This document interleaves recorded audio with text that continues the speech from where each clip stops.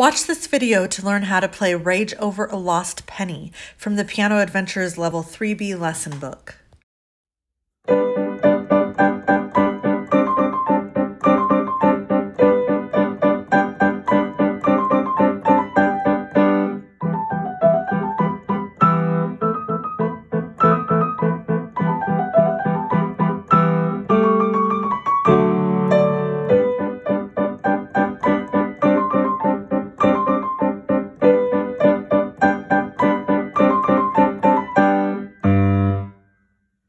We are in the Piano Adventures Level 3B lesson book, and today we are looking at an adaptation of a Beethoven masterpiece. This is Rage Over a Lost Penny. It's a very famous song. Let's look a little bit at the information that's up here in this box. Beethoven wrote some of the world's greatest music, but also had a humorous side, which is seen in this composition. Another famous composer named Robert Schumann wrote of this piece that it would be difficult to find anything merrier than this whim. It is the most amiable, harmless anger, similar to that felt when one cannot pull a shoe from off the foot. So let's take a look at some of the overriding information about Rage Over a Lost Penny. So our overview. The first thing that I want to look at is what is the key that this is written in. So your first hint is that we have an F sharp in the key signature. What two keys include an F sharp? You have G major and E minor. This is one of those. So the next clue that we can look at is the sound of the piece. Does it sound major or minor? What do you think? The third clue that we can look at is what is the first note and the last note of the piece. That usually is a huge clue to figuring out the key. So here I see that in the left hand, I have a G major chord. And the right hand is playing a B, which is a note out of the G major chord. So we're starting in a G major chord. Let's confirm that that is correct by looking at the end. The very last note, that note is G also. So I'm going to say that this is G major, which you can fill in up here. I also want us to look at the time signature and the tempo before we begin. So this is in cut time. If you'll remember, cut time is the same thing as 2/2 time.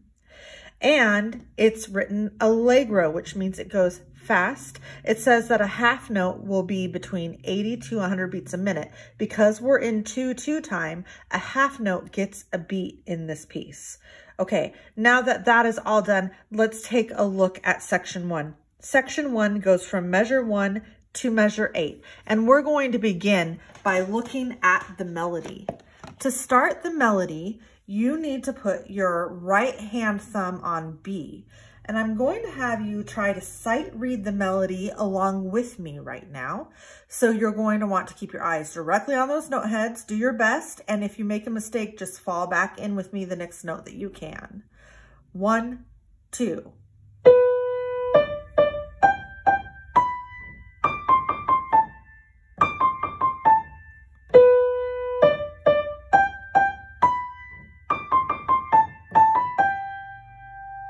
If you need to, you can pause and practice that a couple of more times. You can also go back and watch and do it with me again. Let's take a look now at what happens in the left hand.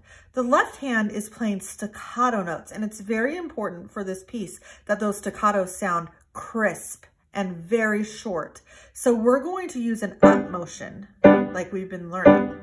So it's like our piano is a springboard and we're springing off of it. Let's look at what chords we're using. The first two measures use a G major chord. The next two measures use this chord, which is similar to a 5/7 chord, except for our pinky's not going down to F sharp, it's staying on G. The next two measures go back to a G major chord. Then we do one here and one here. Okay, so let's play one chord for each measure. 1, 2, G major, G major, altered 5/7, again, back to G major, again, altered 5/7, and back to G major. Now let's add in all of the short, detached, and crisp staccatos. 1, 2, spring.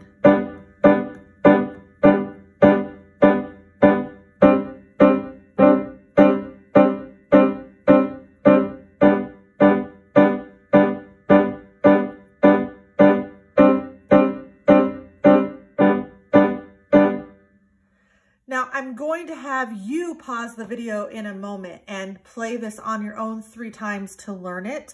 The 3 things that you should work on. Each time you're going to focus on something different. The first time I want you to focus on playing all of the correct notes. So you will want to go slow for this because your focus is on making sure that you're making all of your right moves.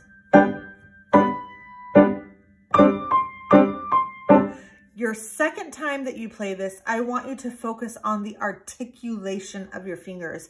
The articulation has to do with the way that you are touching the piano to make it respond in the sounds that you want. So we'll be focusing on the springboard that second time and on making sure that your legatos are very legato. And you can hear how we're going to drop into that first one and then scatter and staccato on the end. And the third time that you play this, I would like you to focus on the dynamics. The dynamics for this section are fairly simple because it is all mezzo forte. There are no crescendos, diminuendos, or accents. So that is your assignment. Okay, it's your turn to work on this. Go ahead and pause the video and play on your own. Let's move on to section 2. Section 2 begins here in measure 9 and goes all the way to measure 16 over here. We're going to take the same tactic with this and we're going to play the melody. So for this, your melody is going to begin with a pinky on B.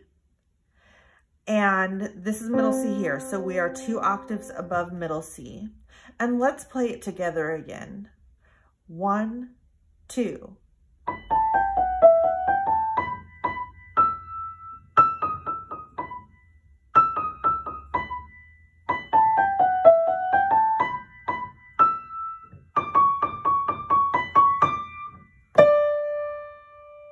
Great. If you need to, you can pause the video and work on that melody a little bit more. Let's look at what the left hand is doing. The left hand is beginning with an E minor chord.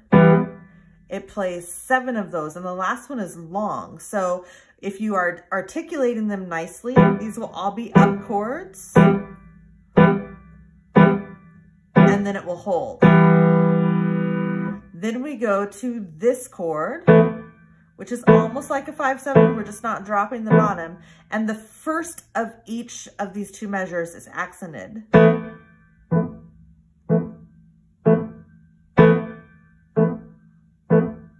Then we go back to an E minor chord.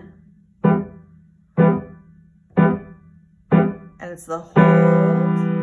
Now it's 2 and 3. And then we move to D major. Let's play the left hand part together. So beginning with an E minor chord. 1, 2, ready, go.